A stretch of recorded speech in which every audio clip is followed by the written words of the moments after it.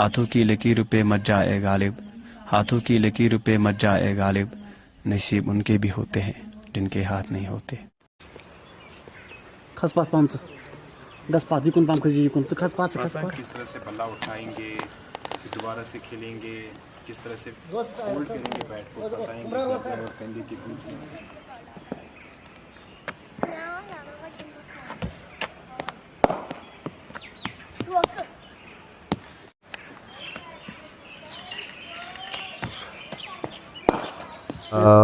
मैं 8 साल का था और माँ ने मुझे एक दिन कहा कि खाना पहुंचाना है, क्योंकि संडे थी, मुझे क्रिकेट खेलने जाना था। तो माँ ने बहुत फोर्स किया, बोला नहीं बेटा आपको खाना पहुंचाना है भाई को। और फिर मैंने लंच बॉक्स उठाया और आराम मिशन पर पहुंचा। फिर उसके बाद खेलते खेलते मेल में मेरे दोनों हाथ जो है जैकेट फंस गए, उसके बाद दोनों हाथ बाहर निकल गए और फिर हेल्प करने के लिए तो कोई नहीं आया। फिर गांव वाले कुछ लोग आए, उन्होंने मुझे उठाया वहां से और रखा पड़ोसी के घर में। तो उन्होंने कहा कि आमिर को प्लीज़ यहाँ से उठाओ, ये हमारे ऊपर केस हो जाएगा। तो फिर एक सिस्टर आई, वो फौज के पास गई, तो उन्होंने फिर फौज बुलाई। फौज के मदद से मुझे जब हॉस्पिटल तक लेकर गए, फिर ये हुआ कि बहुत टाइम गुजारने के बाद घर वापस आए तो घर की जो हालत थी वो बहुत बुरी थी। फिर लोग आए, लोग ने मेरे माता पिता को कहा कि आपने इतना 100 मिल भी भेजी, इसके लिए ज़मीन भी भेजी आपने, इसको क्या करेगा, अब इसके पास तो हाथ ही नहीं, जहर देकर इसको मार डालो। लेकिन जो दादी जी थी, दादी ने सभी को कहा है कि जब तक मैं जिंदा हूँ तो आमिर को मेरे हाथों की कमी महसूस नहीं होने दूंगी।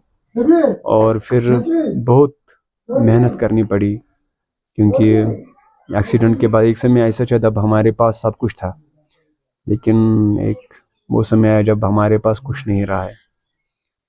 तो फिर बहुत मेहनत करनी पड़ी और जब जहाँ जहाँ मैं गया बस ठोकरे खाने पड़े, जिस गली से गुजरा सिर्फ ठोकरे खाने पड़े। लेकिन दादी जी मुझे हर दफ़ा सपोर्ट करती थी और मेरे ज़िंदगी में बहुत मुश्किलात आए, लेकिन मैंने इनकी तरफ ध्यान नहीं दिया। और मेरे सामने लोग एक कहते हैं ना, वो ताने देते थे, लेकिन इनकी तरफ मैंने ध्यान ही नहीं दिया। मैंने हमेशा ये सोचा है कि मैं कुछ ऐसा करूं। तो ये मेरे अंदर में एक जज्बा आया।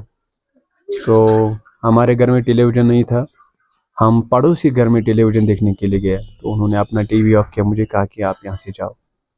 और जैसे मैं निकला, फिर उन्होंने टीवी ऑन किया, मेरे जहन में आया कि उन्होंने मुझे क्यों बाहर निकाला। और अब यही था कि मैं कहाँ से क्रिकेट मैच देखूं।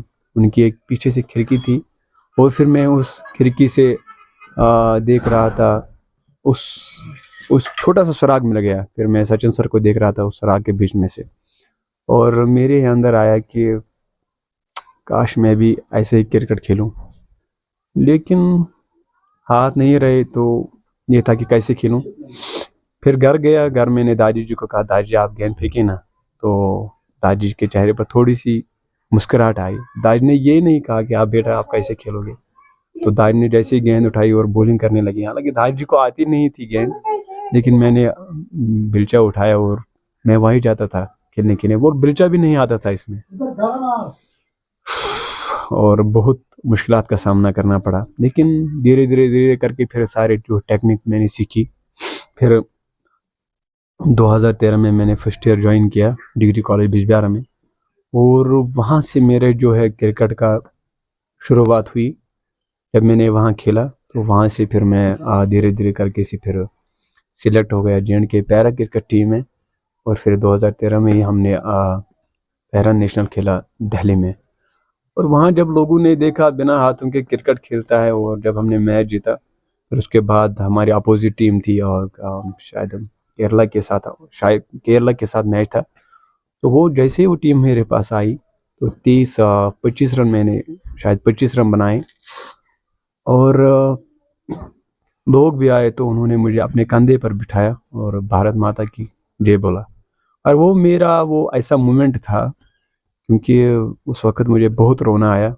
उस वक्त मुझे लगा कि आज मेरी अपनी मंजिल मिल गई।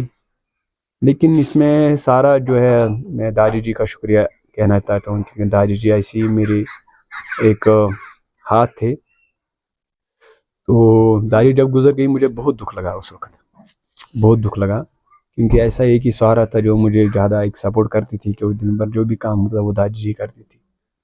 तो फिर उसके बाद हम बिल्कुल टूट गए। लेकिन दादी ने दुआ किया था वो हमें कि बेटा आप किसी से मोहताज ना रहे।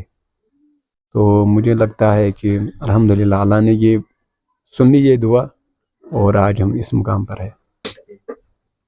सचिन सर हमारे लिए एक इंस्पिरेशन है। बल्कि सचिन सर ऐसा है जिसके दौरान मुझे फिर से फीलिंग्स आ गई। तो अल्हम्दुलिल्लाह मैं आज बहुत खुश हूँ, क्योंकि सचिन सर ने जिस तरीके से उन्होंने हमें अप्रिशिएट किया है, मैं बयान नहीं कर सका कि अपनी खुशी। और अल्हम्दुलिल्लाह हमारे सचिन सर तो एक क्रिकेट के जो लेजेंड है, गुरु है, गॉड ऑफ क्रिकेट कहते हैं सचिन सर को, वाकई में उसको कहते हैं। और मैं आज अल्हम्दुलिल्लाह बहुत खुश हूँ, और इंशाल्लाह हमारे भी दिल बहुत खुश है, क्योंकि इंशाल्लाह हम भी मिलना चाहते हैं सचिन सर। क्या मैसेज देना चाहते हैं खास तौर पे उन लोगों के लिए जो इस ऐसे सिचुएशन से गुजरते हैं? बस यही कहना चाहता हूँ कि आप भी कभी भी हार ना माने, स्ट्रगल करते रहें, क्योंकि जब तक हम मेहनत ना करेंगे तो तब तक हम भी फल नहीं खा सकते हैं। तो मेहनत करते रहे और इंशाल्लाह मंजिल मिलेगी।